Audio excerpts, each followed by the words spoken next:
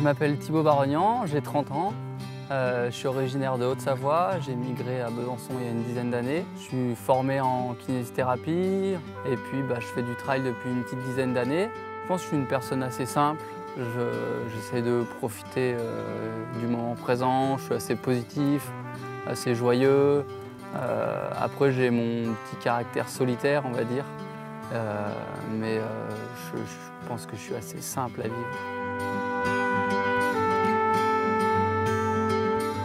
On peut tout de suite voir que c'est quelqu'un qui est fun, qui aime bien se faire plaisir. On sent que il y a le côté sérieux, qui va faire les Templiers, l'OCC, parce qu'il a des objectifs et des sponsors et qui doit répondre aussi à ses sollicitations.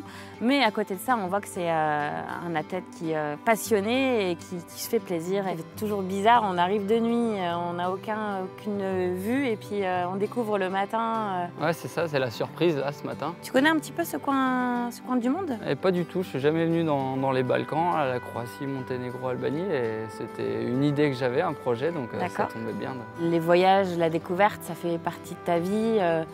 On te voit toujours à droite à gauche. Aujourd'hui, tu profites de ta pratique pour voyager. Ouais, c'est ça, ça fait partie à la fois de la pratique et du sport, puisque forcément on a des courses à l'étranger. Et puis voilà, c'est le beau côté du sport, c'est qu'on voyage et qu'on découvre du pays avec.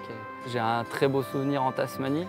On a fait le tour de la Tasmanie en van avec un ami quand j'étais en Australie. Ah, c'est sympa ça. Après, j'ai voyagé un peu sur tous les continents et j'aimerais retourner en Asie quand même. T'es plutôt solitaire dans tes voyages ou pour toi, c'est important de le partager?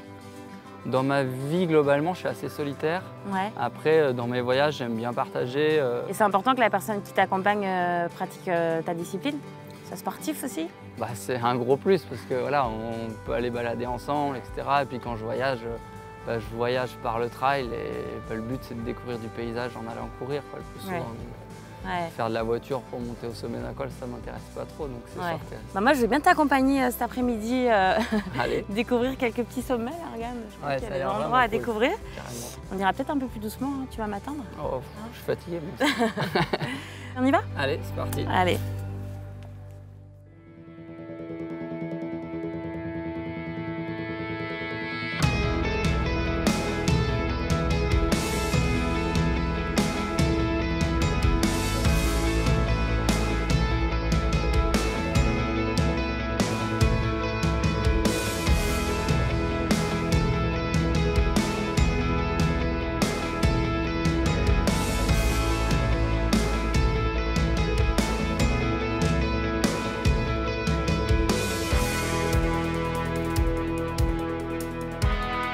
Route de Mehmet II. Il se traîne, Barognan. On voit qu'il a eu un week-end sportif chargé quand même. Il a les jambes un peu lourdes. Du coup, je le laisse un peu prendre de l'avance parce que sinon je l'atteins et c'est un peu frustrant pour moi. Attends-moi, Thibaut! Ouais, on s'est un peu taquiné avec Thibaut parce que c'est vrai que moi je suis pas une coureuse très rapide. Et puis cette année je me suis lancée sur des ultras, donc j'apprends à courir doucement, longtemps. Et lui c'est vrai qu'il est pas très patient pour ça. Et c'est quelqu'un qui se fait plaisir en allant vite sur des terrains techniques. Moi les terrains techniques je suis pas très à l'aise et puis j'aime bien prendre mon temps. Donc là on a vraiment vu le contraste entre nos deux profils. Et c'est marrant de voir comment on peut être différent en fonction des courses qu'on cible, en fonction du type d'entraînement qu'on fait.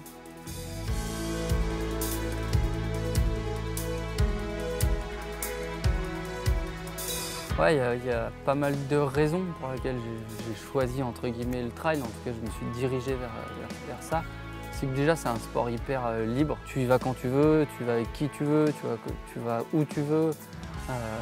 Tu prends ta paire de baskets, ton short, ton t-shirt, t'es parti et tu fais les choix que tu veux finalement, donc t'es pas restreint à un horaire, à un équipement, à une équipe, etc. Donc pour ça, je trouve que c'est vraiment fabuleux. On peut découvrir des coins comme cette semaine en Albanie. Tu te gares, tu te dis là, je vois 2 sommets, tu checkes un coup la carte et tu y vas. Et ça, je trouve, c'est hyper agréable et entraînant finalement. Moi, c'est un truc qui me pousse vachement, c'est d'aller découvrir des nouveaux coins avec ce sport-là, quoi. trucs que tu peux pas avoir quand tu fais du foot par exemple. Tu vas sur ton stade, tu joues au foot, alors que là, notre stade il est immense, que c'est la terre entière et tu as un sommet, et tu te dis bon bah voilà, je check un coup les sentiers, je monte au sommet, je vais voir ce qu'il y a au-dessus. Donc pour ça je trouve que c'est fabuleux. Et puis il y a un petit truc aussi qui est peut-être personnel, mais je trouve que quand je cours, ça m'ouvre l'esprit, quoi. C'est comme si je trouvais un peu des solutions, je trouve des idées, je trouve des réponses aux questions que j'ai dans la vie de tous les jours, quoi. Des fois, je me dis, tiens, je réfléchis sur quelque chose et puis je trouve pas, et puis je me dis, je vais attendre d'aller courir et puis ça va venir, quoi. Je vais avoir des idées, ouais, ça m'ouvre un peu l'esprit et je trouve que c'est top. On s'est retrouvés face à un décor atypique, des choses qu'on ne trouve pas du tout chez nous, de décors montagneux, mais c'était encore un peu timide par rapport au dénivelé. Et le matin, on a tout de suite vu que les montagnes étaient assez abruptes et belles premières impressions en tout cas, parce que c'est hyper sauvage, hyper montagneux, donc ça donne envie d'aller sur ces sommets.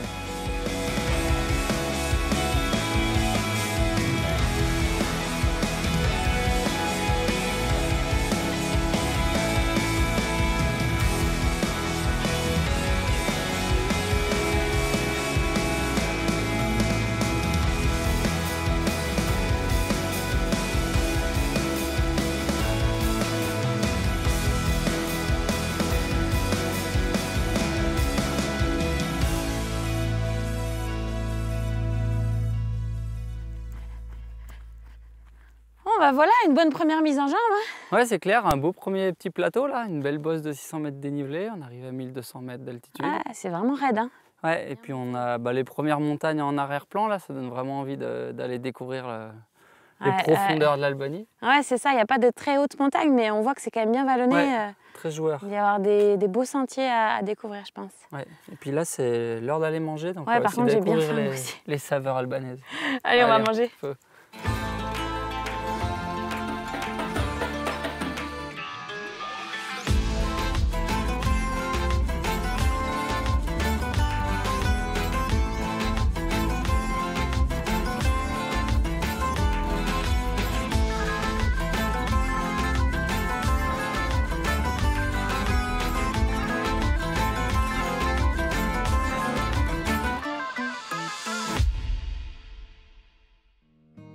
Tu me disais que tu partais au Népal, là, du coup, pour une course après le tournage? Ouais, c'est ça. En fait, c'est la finale des Golden Trail Series. D'accord. Donc, les Golden Trail Series, elles se sont faites toute l'année, depuis mai, depuis Zegama, jusqu'à Glencoe, Ring of Steel, au mois de septembre. D'accord. Donc, c'était 6 manches, 6 courses. Et puis, les 10 premiers du classement général sont invités sur la finale. D'accord. Et du coup, tu dois faire les 6 courses pour être classé? En fait, c'était 3 meilleures courses qui comptent sur l'année. Donc, il y avait Zegama, le Marathon du Mont Blanc, les Dolomites en Italie, Sierzinal, Pikes Peak aux États-Unis et Ring of Steel en Écosse. D'accord. Et il faut faire au moins 3 des courses et ils prennent les 3 meilleures si tu en as fait plus. J'ai choisi de participer à ce challenge-là parce que c'était déjà des courses que je courais avant. Des formats marathon entre 30 et 42 finalement, donc c'est des formats qui me vont bien aujourd'hui, sur lesquels je me fais plaisir. Et puis c'est des courses qui font un peu rêver, c'est Zegama, Marathon du Mont Blanc, Sierzinal, c'est des courses où tu as envie d'être devant, tu as envie de jouer devant, c'est des grandes courses aujourd'hui, des grandes classiques. C'est des courses hyper rapides, hyper intenses, qui demandent de la rigueur, qui demandent d'être à 100% de tes capacités le jour J, voire plus, parce que sinon tu n'existes quasiment pas, mais c'est hyper stimulant finalement. Et c'est la deuxième fois, je crois, que tu participes à ce challenge? Ouais, du coup, c'est la deuxième année que les Golden Trail Series elles existent et c'est ma deuxième participation. Et ouais, je me suis mis sur ce challenge-là parce que déjà, c'est des courses qui m'attirent. Ça fait un challenge en plus avec le fil rouge du classement général, donc c'est vraiment stimulant. Et puis, il y a un niveau très élevé sur ces courses-là de coureurs, donc c'est vraiment excitant quoi, pour le côté sportif. Et sur les courses, c'est incroyable, il y a de plus en plus de public. À Zegama, il y a une fan zone qui est incroyable, où tu as l'impression d'être sur le Tour de France, tu t'entends plus pendant un quart d'heure. Marathon du Mont Blanc, il y a du monde partout. Sierzinal, pareil. Enfin, toutes les courses ont un peu leur particularité, mais il y a de plus en plus de monde autour. Et c'est génial pour le sport et pour la médiatisation du sport, etc. Donc ça porte bien le sport. Et là, l'objectif, du coup, pour toi, cette année, c'est en termes de classement. Est-ce que tu t'es fixé, là, je crois que tu es dans le top 6? Là, je suis top 6 et l'idée, c'était d'aller à la finale, donc au moins être dans les 10. Donc c'est vrai que j'ai fait 3 top 10 plus une 14e place à Sierzinal. Donc mes 3 meilleures courses sont dans le top 10 avec une 3e place à Zegama qui a été la course un peu phare de l'année.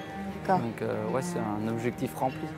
Tu marches quasiment pas sur des courses comme ça. Il faut avoir des qualités pures de coureur. Tu as une part de gestion qui commence à être intéressante sur les marathons, mais sinon, t'es poigné dans l'angle de A à Z. Et c'est pas le même effort que sur ultra, c'est sûr. C'est un peu comme si tu prends un 3000 et puis un marathon. Finalement, le 3000, tu es à fond de A à Z et le marathon, tu as déjà la gestion en athlée. Mais ouais, c'est un peu deux types de sport. Et aujourd'hui, je me fais plaisir sur ces formats-là, mais je pense que demain, je vais avoir envie d'allonger un petit peu. Je pense que quand il viendra sur des formats plus longs, a priori c'est quand même dans ses objectifs. Voilà, il va peut-être apprendre à savourer aussi un autre type de course, c'est une autre approche, c'est un autre sport. Je pense que voilà, il apprendra à aimer, à découvrir. Mais aujourd'hui, clairement, il n'est pas encore pris dans sa tête parce qu'il aime se faire mal, aller vite et je pense qu'il en a besoin. J'imagine que c'est chouette aussi parce que ça te permet de voyager, comme c'est des courses à travers le monde. Ouais, c'est ça. Génial. Il y a 5 manches en Europe, plus une manche aux États-Unis et puis la finale qui est toujours un peu exotique. L'année dernière, elle était en Afrique du Sud et c'est allé au Népal, donc c'est vrai que ça. On allait le côté plaisir, voyage comme ici. C'est génial, ouais. Et la course. Et il y a une course que tu refais chaque année, et c'est vrai que j'avais vu que c'était une course coup de cœur pour toi, le marathon du Mont Blanc. Qu'est-ce qu'elle a de si particulier cette course? C'est vrai que c'était ma 8e édition cette année. Ma première c'était en 2011 et c'est vrai qu'elle a été un peu charnière pour moi parce qu'elle m'a permis de me qualifier dans l'équipe Salomon indirectement. Et du coup c'était dans la vallée où mes parents vivent, ils vivent pas très loin. Donc c'est un peu chez moi, je me suis longtemps entraîné dans la vallée de Chamonix. Donc ouais, c'est une course sur le format, elle me va bien. Et puis j'ai eu des hauts comme cette année où je fais une belle course, j'ai eu des très bas aussi comme en 2014 où je fais une hypothermie, où je finis très très loin. J'ai beaucoup de souvenirs de cette course, mais voilà, elle m'attire et puis j'espère revenir encore un peu plus fort l'année prochaine. Et on te voit souvent sur des courses un peu décalées, fun, comme la course contre le tram, le Red Bull Élément, toutes ces courses qui sortent un peu du lot. C'est ce que t'aimes en fait, faire des courses un petit peu différentes? Ouais, carrément, j'aime bien dans une saison qui est autre chose que toujours le même format, que du marathon ou que du 20 km, etc. C'est des courses un peu exhibition, un peu show, où t'as pas besoin de préparation spécifique, tu vas sur ce que tu sais faire d'habitude, et puis ça change un peu, il y a toujours une bonne ambiance, il y a des copains, etc. Donc c'est toujours des courses bonus qui font plaisir, et puis c'est toujours des formats qui me vont bien aussi, donc je me fais plaisir. D'accord. Voilà, ça change un petit peu de la routine. Ouais, c'est sûr. Et justement, par rapport à ton évolution dans la discipline, maintenant, ça fait quelques années que tu es dans le trail running. Tu t'es peut-être pas encore arrivé à maturité. Comment tu vois les choses? Ça fait 7-8 ans que je suis sur ces formats-là. Ça va toujours d'année en année, toujours un peu mieux. J'engrange de l'expérience, de la résistance. Dire que je suis à maturité aujourd'hui, je sais pas, peut-être. J'espère pas. Peut-être sur les distances courtes. Sur le court, je pense que j'arrive un peu au bout de ce que je peux faire. En même temps, je m'entraîne moins pour du très rapide. Et aujourd'hui, je suis un peu plus fort sur des formats 40-50.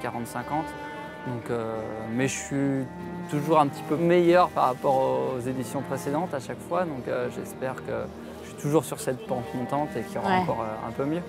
Bah écoute, on espère pour toi aussi. En tout cas, je pense que tu vas te régaler au Népal. J'espère aussi. On a des super souvenirs de là-bas avec le tournage qu'on a fait avec Dawa. Donc tu nous raconteras tout ça. Ouais, carrément.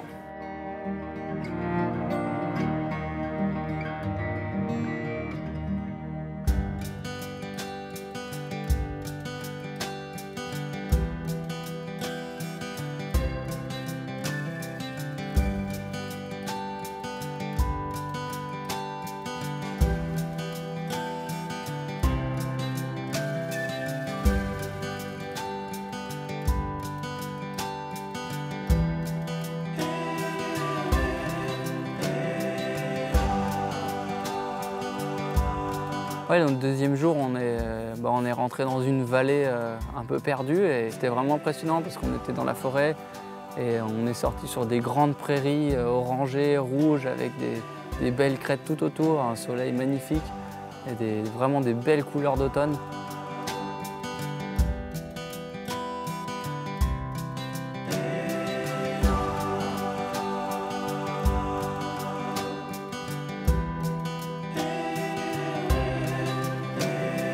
On est parti un petit peu plus au nord Et là, on a été très impressionnés par l'altitude et la hauteur des montagnes.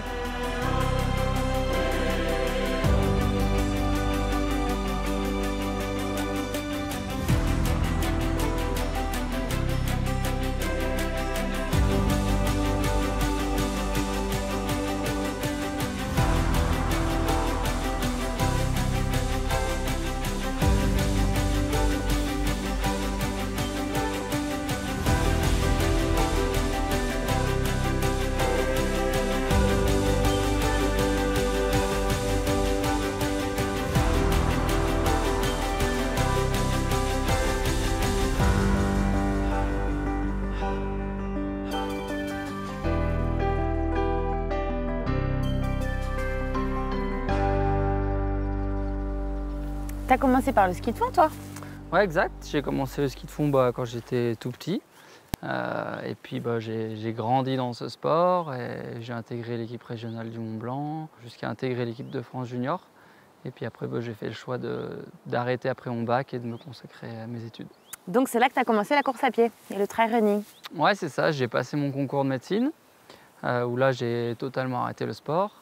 Puis après, j'ai intégré l'école de kiné l'année suivante et j'ai repris à courir tranquillement pour moi. Je faisais beaucoup trop la bringue à cette époque pour penser à la compétition.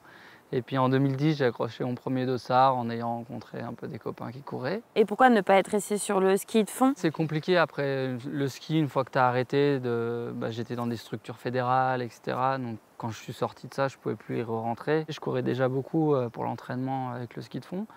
J'aimais beaucoup ça, j'aimais être en montagne, aller marcher, etc. Donc non, ça m'a plu de découvrir autre chose aussi. Il a les valeurs en lui. On voit que c'est quelqu'un qui ne pourrait pas faire sans le sport.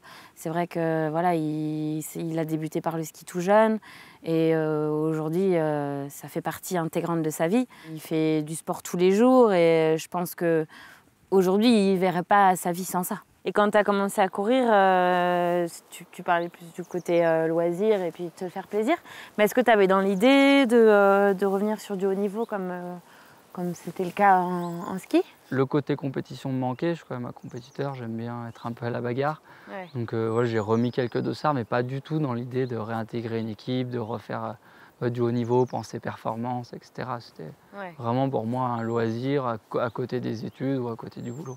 Et quand tu as eu cette proposition d'intégrer le team Salomon Espoir, tu t'es quand même posé la question en disant ça va me faire revenir sur du haut niveau. Alors peut-être, tu vois, le côté loisir est plaisant aussi parce que du coup tu pratiques sans objectif particulier. J'adore la compétition, je suis un compétiteur, je pense, dans l'âme. Donc finalement de retrouver un peu ce que j'avais vécu avant, ça m'avait manqué pendant 2-3 années. Donc je me suis dit, voilà, c'est l'opportunité de revivre différemment, mais voilà, revivre un peu les mêmes sensations que pendant mes années ski. J'ai retrouvé des skieurs aussi qui avaient pris un peu le même chemin que moi. Ça s'est toujours bien couplé et non, ça a toujours été un plaisir. J'ai un peu deux versants, c'est-à-dire que j'ai le versant hyper compétition, entraînement, c'est-à-dire que j'adore aller m'entraîner, repousser un peu mes limites, faire des trucs qui sont un peu bêtes finalement sur le papier, parce que quand tu fais des allers-retours, c'est pas très épanouissant, tu vois rien, etc. Mais tu pousses ton corps un peu plus loin. L'entraînement en lui-même, j'ai toujours aimé finalement aller m'entraîner et aller chercher un peu plus loin. Et pour être compétitif en course et avoir vraiment ce côté combat entre athlètes, etc. Et puis j'ai vraiment le côté hyper simple d'aller balader et sans se prendre la tête et d'aller découvrir des coins. Mais je pense qu'il faut un bon mix des deux et se faire plaisir dans les deux pour qu'il y ait un bon équilibre. Bon, en tout cas, au niveau plaisir, je pense que cette semaine, on a de quoi faire. Donc, pas de pression, c'est chouette, pas d'objectif de performance et on a des beaux paysages. Donc, on continue à explorer tout ça. Il y a 2-3 sommets à aller voir.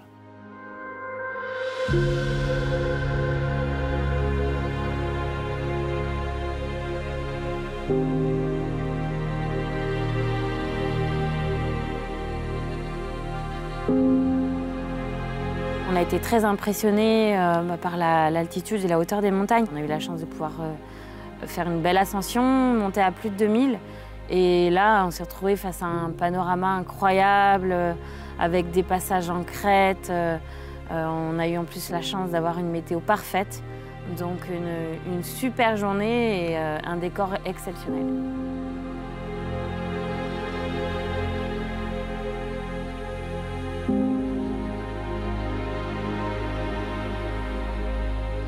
m'attendais à des montagnes, mais pas aussi abruptes comme on a pu voir quand on était sur les sommets, là, avec des belles crêtes bien dessinées. Tu te fais une idée généralement qui est toujours fausse de ce que tu retrouves et c'est surprenant et c'est pour ça aussi qu'on aime ce sport.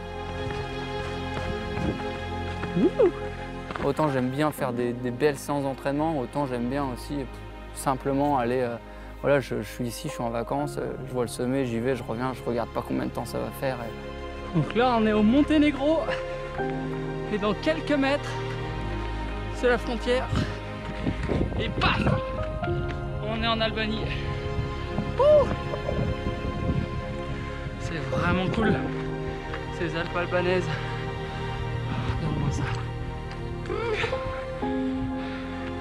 L'Albanie, le Monténégro. Oh, le kiff, le kiff.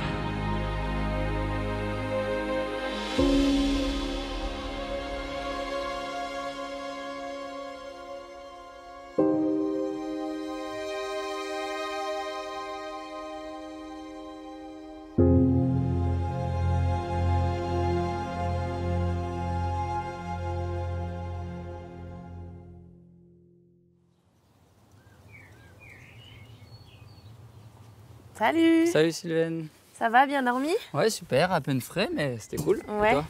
Et toi? Pareil, Ouais. il est un peu froid, mais écoute, on est bien à la montagne en altitude là. C'est ça. C'est du bien. Mm. Bon, qu'est-ce que tu as pensé de la journée d'hier? Bah, une belle première journée, hein, c'est bien fait plaisir. Ouais. C'était assez surprenant ces paysages là-haut. Ouais, c'est clair. Très sauvages et on avait des points de vue magnifiques entre l'Albanie et le Monténégro. Là, c'était Ouais, vraiment chouette. Ouais, moi je m'attendais pas à autant de hautes montagnes. Mm. Et c'est vrai que ces passages en crête là, c'est incroyable quoi. Ouais, Ça donne envie puis- de faire tout le tour. On était Encore tout un. seuls, donc Ouais. c'était cool. Bon, et là aujourd'hui, on va aller de l'autre côté de la montagne. Et je vais te présenter une personne un peu emblématique des montagnes de l'Albanie. Ok, Il sait pas mal de choses apparemment. parfait, bah, hâte de le rencontrer. On finit notre thé puis on y va. Ouais.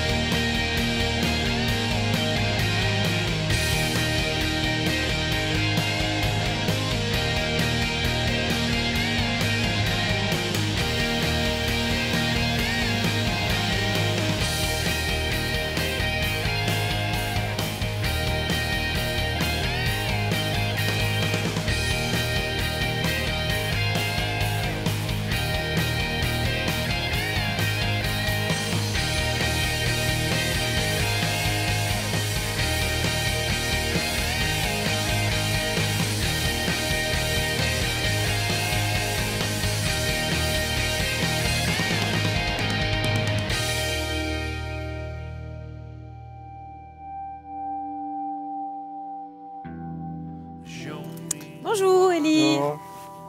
Bonjour Sissi. Bonjour. Bonjour, Elie. Elie. Enchanté, Bonjour Thibaut. content de te retrouver. T'es bien arrivé? Très bien, ouais. On a bien baladé dans les montagnes, c'était chouette. Donc on m'a dit que tu étais le guide de l'Albanie. de Je suis montagne. un des guides de l'Albanie, oui, mais je suis le plus vieux. Je suis membre d'une compagnie D'accord. qui fait tourisme d'aventure. Ça veut dire visiter l'Albanie dans la nature et dans la culture de l'Albanie. L'Albanie, c'est un petit pays, mais avec une diversité énorme. Il y a des montagnes, des lacs, des rivières, la mer. Nous, on ne connaissait pas du tout ce pays. C'est vrai qu'on découvre là, avec nos baskets et nos sacs. Qu'est-ce qu'il y a comme type de montagne en Albanie? Ici, vous êtes dans les Alpes de l'Albanie, exactement dans le cœur des Alpes de l'Albanie. Ici, dans la vallée de Thaf, vous êtes entouré par les montagnes ici. Ce sont des calcaires. Ils sont très particuliers parce qu'ils sont comme des calcaires de Slovénie jusqu'en Grèce. Toute cette formation a subi, disent les géologues dans la géoformation, une torsion. Et alors, les montagnes ici sont sorties comme une fleur, elles sont petites, mais sont jolies. Et on retrouve beaucoup de touristes ou de randonneurs sur les chemins en Albanie? Nous sommes à la fin de saison, il y a peu de monde, mais nous avons encore aujourd'hui des groupes qui font des randonnées pédestres dans tout le territoire de l'Albanie. Est-ce que le trail running, c'est une pratique qui est développée ici en Albanie? Non, pas beaucoup de monde. J'ai vu dans les montagnes d'Albanie courir. Mais c'est le troisième âge des Européens qui a découvert l'Albanie. Les jeunes qui viennent de l'Europe, j'ai vu plus les jeunes dans la mer que dans les montagnes. On va essayer de leur donner envie d'aller courir alors.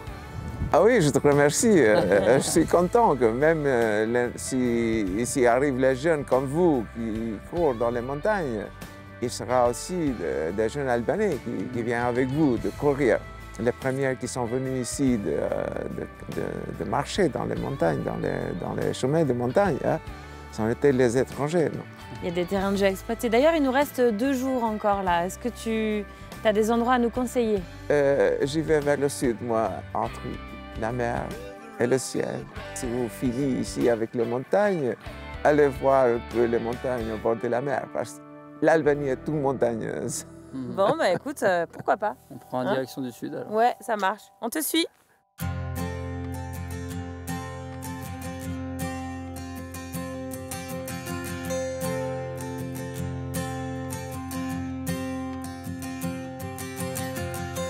Will I keep the curtains drawn? Will I just pretend I'm strong? Will I keep thinking there was something more I could have tried?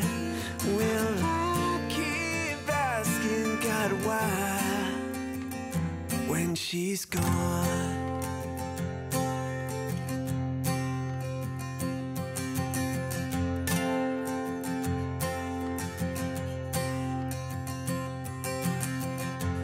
I scream till my throat is raw. Rage and fear and sorrow gnaw away at me. Well, I keep thinking there was something more I could have tried. Well, I refuse to believe the truth tonight when she's gone.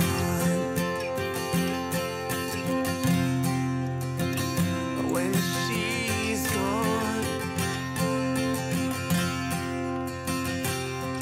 Say la la la la la la la la la la la.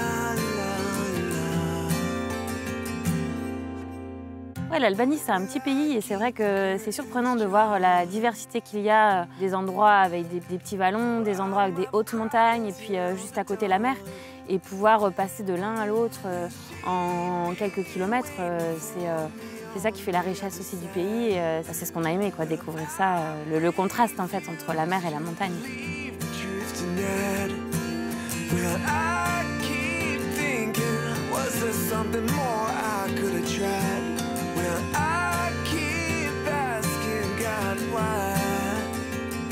When she's gone.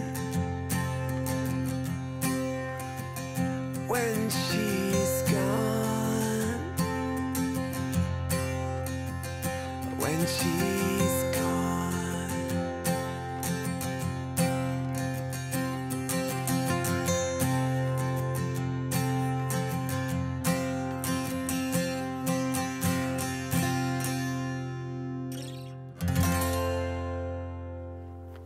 Waouh!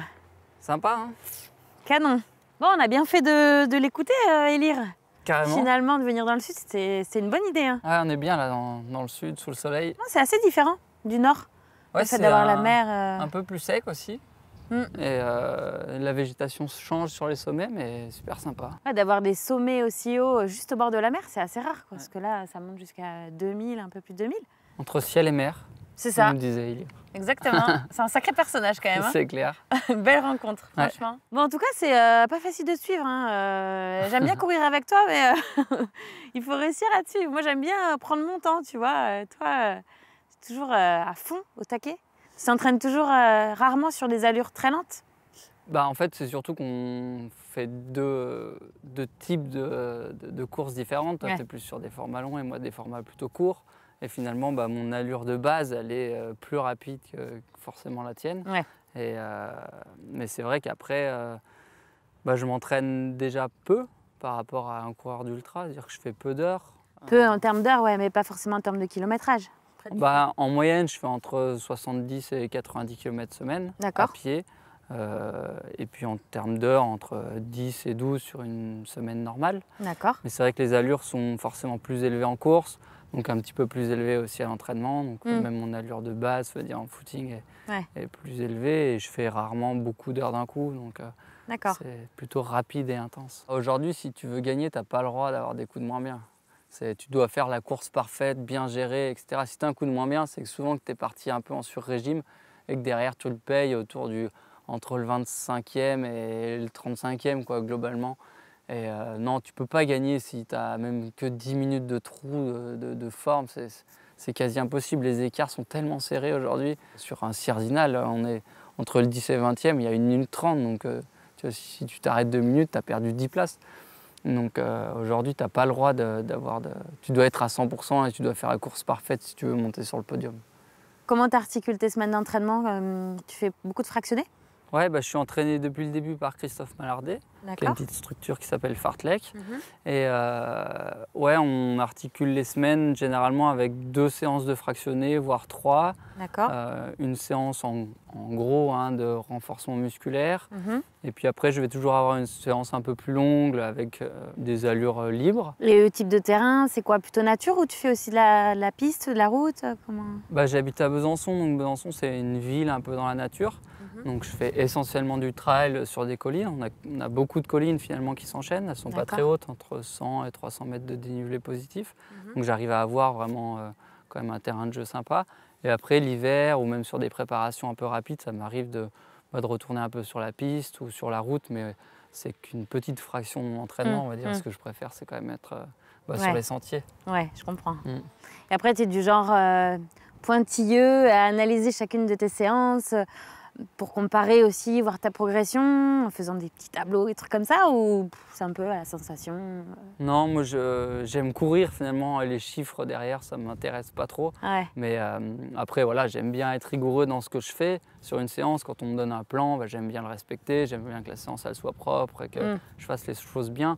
Mais après d'analyser à combien je suis monté plus vite que la dernière fois ou pas, non je le fais pas. D'accord. Parce que voilà, il y a trop de paramètres qui pourraient rentrer en jeu pour comparer des séances d'entraînement, je trouve. Ouais. Aujourd'hui, tu ne te verrais pas pratiquer sans coach, en fait. C'est indispensable. Ouais, dans la pratique que j'ai à la recherche de la performance, aujourd'hui, je ne me sentirais pas de faire mes plans. Je n'ai pas assez de recul et d'expérience, et même de formation en tant que coach, finalement, pour m'auto-coacher. Je préfère avoir l'avis de quelqu'un, le recul de quelqu'un. C'est bien de se sentir épaulé, de se sentir dans les moments durs un peu. Voilà, il est là pour te soutenir. C'est ça. Bon, et écoute, on va peut-être profiter encore des quelques heures de jour qu'on a devant nous. Ouais, carrément. Là. Pour continuer la balade. Ouais. Ça te dit, c'est bon en plus. On y va? Allez, c'est parti. Allez.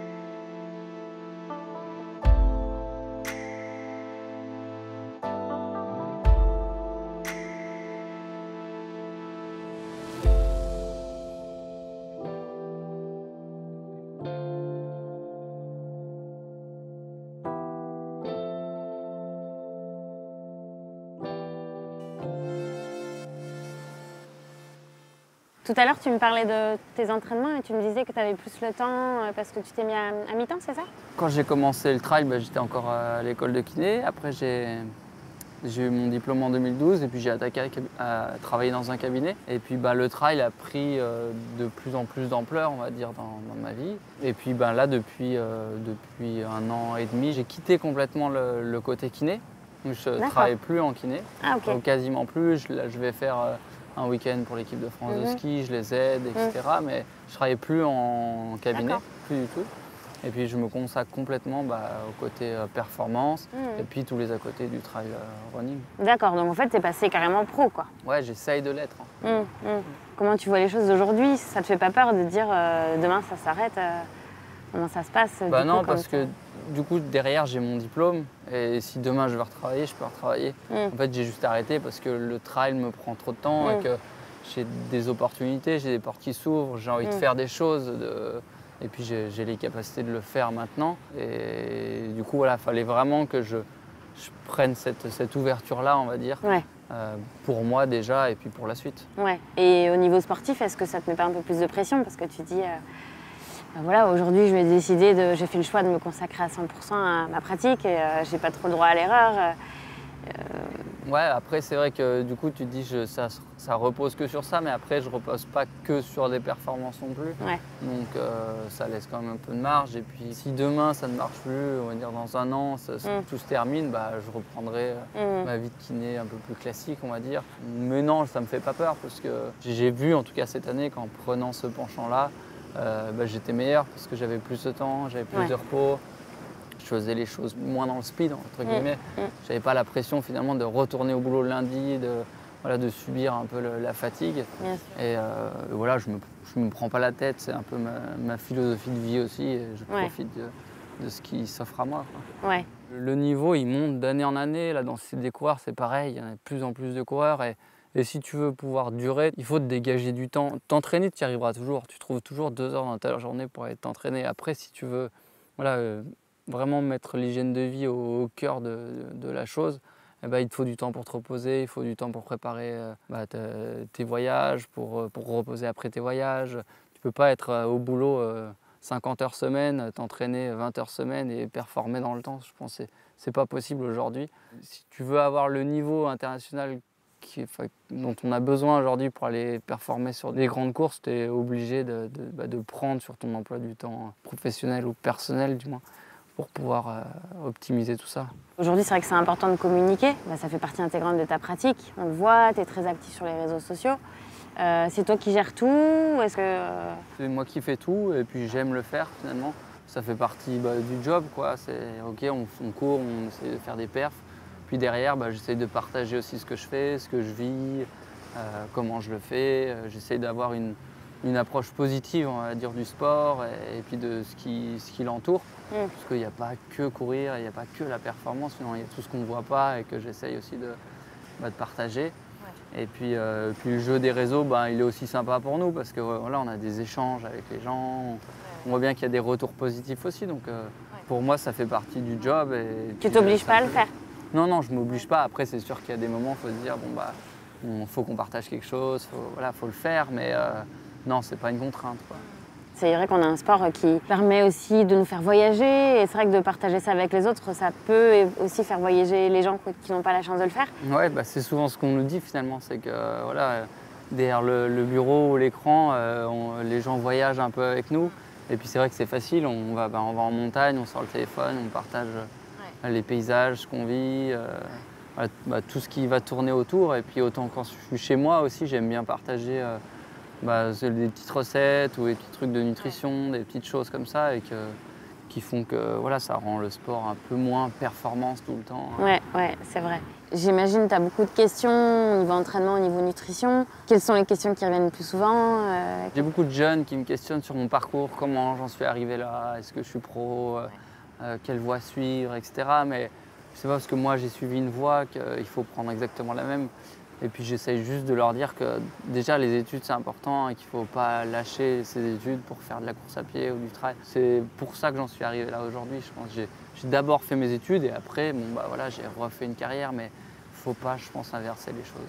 Comme tu es pas mal suivi, tu inspires beaucoup de jeunes, c'est vrai que c'est important pour toi de faire super attention quand même à ce que tu publies, à ce que tu dégages et les valeurs que tu peux véhiculer. Est-ce que tu fais attention à ça? Comment tu gères les choses? J'essaie juste d'être moi sur les réseaux sociaux, c'est moi, c'est pas quelqu'un d'autre. Et bon, finalement, après, il faut faire juste attention à savoir où est la limite entre ta vie perso et la vie des réseaux. Mais les valeurs que j'essaye d'inculquer ou de faire passer par les réseaux sociaux, c'est les valeurs que je porte au quotidien. C'est chouette en tout cas de pouvoir partager aussi aux gens qui te suivent les paysages de l'Albanie et leur montrer que c'est une terre de trail. Et, demain, on a encore une journée, donc j'espère qu'on verra encore des beaux paysages. Ouais, c'était vraiment surprenant. Je pense qu'il y a beaucoup de monde qui a été surpris par ces Alpes albanaises. Et ouais, déjà le dernier jour, on va essayer de profiter à fond. Ouais, c'est passé vite. Ouais.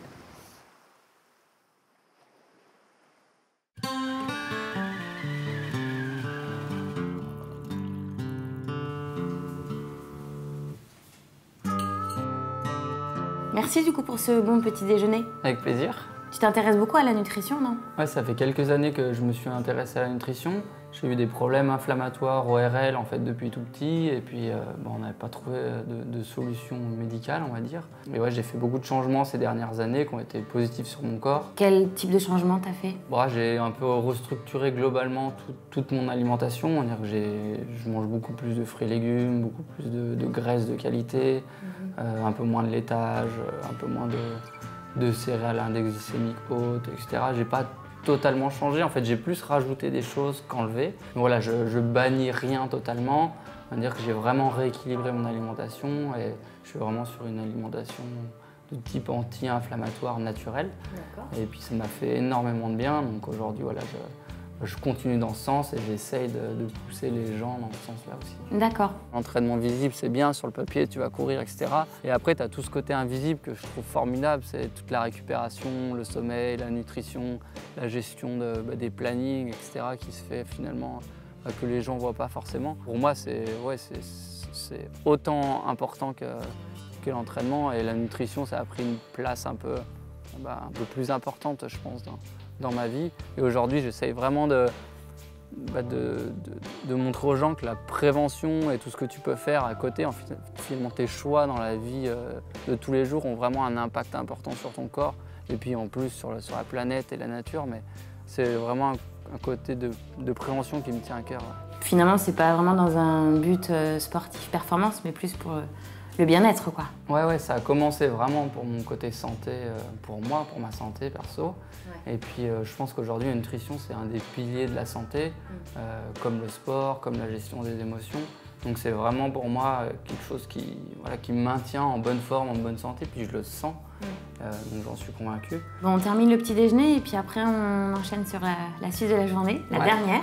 Ouais, on va essayer de profiter, j'ai un endroit sympa à te faire découvrir. Ouais, cool. Voilà, tu verras, c'est une petite surprise pour bien finir le séjour. Parfait alors.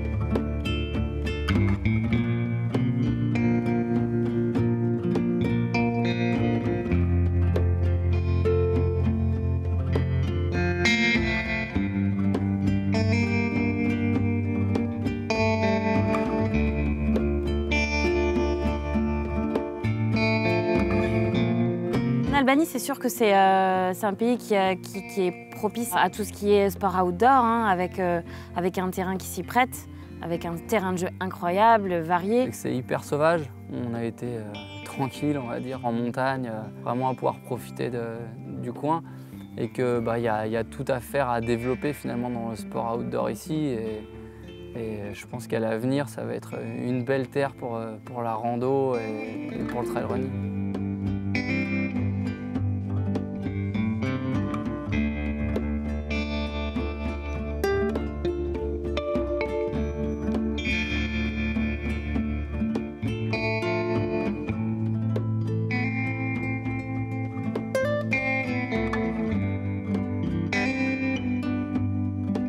Bon, ben voilà, c'était le dernier jour. Et ouais, Ce déjà. jour se termine. Qu'est-ce que tu en as pensé alors par rapport à ce que tu imaginais? Est-ce que c'était fidèle à l'image que tu te faisais du pays? Bah, très surprenant, très sauvage. Voilà, ça s'y prête bien pour randonner, faire de la course à pied. C'était vraiment de superbes découvertes. Sur tous les spots qu'on a fait, est-ce qu'il y en a un que tu as... Ouais, c'était un peu différent, mais le nord était vraiment sympa avec les belles crêtes à la frontière avec le Monténégro. Ouais. Mais il y avait aussi de jolis sommets dans le sud, donc ouais, je pense qu'il y a moyen de faire les deux, parce que c'est un petit pays, donc en une demi-journée, tu peux être dans le sud, donc c'est sympa. Ouais, ouais. On a eu de la chance avec la météo. C'est vrai que c'est pas toujours le cas quand on fait ce sport en montagne. Il t'est déjà arrivé d'avoir des mauvaises expériences comme ça? Ouais, c'est vrai que on fait un sport outdoor, donc il faut accepter que des fois il fasse pas beau, qu'on puisse pas aller au sommet d'une montagne ou autre. Et ouais, j'ai une mauvaise expérience, un mauvais souvenir, même deux, qui se sont passés à 2 mois d'intervalle, où je me suis fait prendre dans des orages vraiment très forts en montagne, Ah ouais. et où les éclairs sont tombés vraiment très proches, et où j'étais coincé entre les roches, essayer de m'abriter. Et c'est vrai que tu te dis, bon là, j'ai peut-être flirté un peu avec les limites. Et ce genre d'expérience te font un peu voir après la pratique différemment ou pas? Prendre l'expérience, donc quand tu vis des choses comme ça, tu n'as pas trop envie de les revivre parce que tu contrôles plus rien finalement, et c'est la nature qui décide. Donc ouais, tu sais qu'il faut être encore un peu plus précautionneux, et ouais, c'est l'expérience finalement de la montagne. Ouais. Bah, Thibaut, je lui souhaite de continuer à apprendre de ce sport.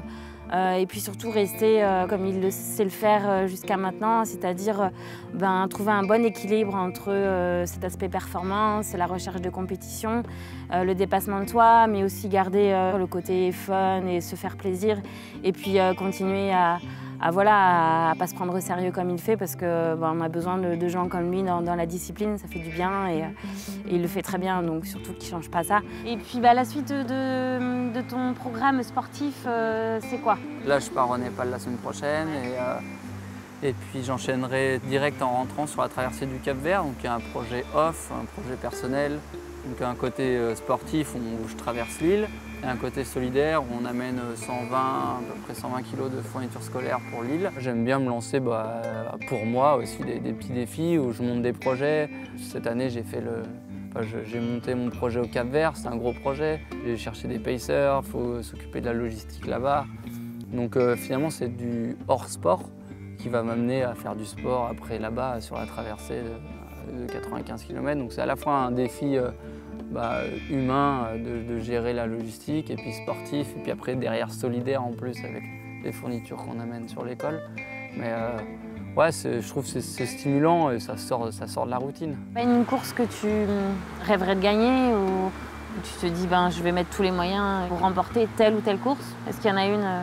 Aujourd'hui, je suis sur ces formats marathons, c'est ceux qui me font envie aussi, quoi. Je m'entraîne pour ça, donc un Zegama, un marathon du Mont Blanc, ou Sierzinal, ce sont des courses qui font rêver. Une course comme les Templiers aussi, j'adorerais bien figurer, si ce n'est dans le top 5, mais c'est pas gagné. Et puis après, à très long terme, c'est sûr que m'aligner sur un UTMB et y faire bonne figure, c'est aussi un objectif, quoi. Un rêve ou un objectif, on va dire, ça serait de durer encore quelques années à ce niveau-là, et puis derrière peut-être d'en faire profiter ceux qui arriveront. J'ai de la chance aujourd'hui de pouvoir faire ça et de pratiquer comme je pratique, donc si je peux encore le faire 10-15 ans comme ça pourrait être vraiment chouette. J'espère qu'il va continuer à performer, qu'il va peut-être évoluer sur des formats qui lui plaisent. Et puis si peut-être le monde ultra ne lui fait pas envie, qu'il ne se force pas à y aller et qu'il continue à se faire plaisir sur les formats où il se régale. En tout cas, merci pour cette semaine. C'est moi. C'était vraiment chouette de partager tous ces moments, de faire toutes ces découvertes. Voilà, on a vu des paysages incroyables, on a rencontré des super personnes. Ouais, merci à Elire, c'est vraiment très cool. Ouais, j'espère qu'on aura l'occasion de le revoir. Ouais. Et puis on te souhaite le meilleur pour la suite. C'est sympa. On continuera à suivre tes aventures et à liker tes posts. Merci. Merci pour tout. C'est moi.